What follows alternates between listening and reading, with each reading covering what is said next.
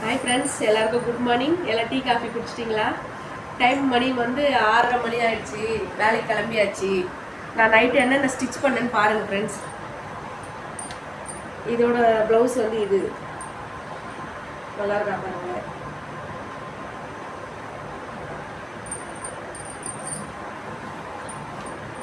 இந்த சாரியோட ப்ளவுஸ் வந்து இது. இந்த சாரீ ப்ளவுஸ் தைக்க முடியல, டைம் இல்லை, உடம்பு ரொம்ப டயர்டாகிடுச்சு. இதுக்கு ப்ளவுஸ் இருக்குது, தைக்க முடியல.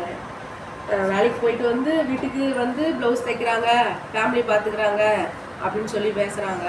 நாங்கள் யாரோட கதையும் பேசவே மாட்டோம், ஆனால் எங்கள் கதை ரொம்ப பேர் பேசுகிறாங்க. ஒரு 415 சப்ஸ்கிரைபர் தான் இருக்கிறாங்க. இதுக்குள்ளே யூடியூப்பில் காசு வருமா?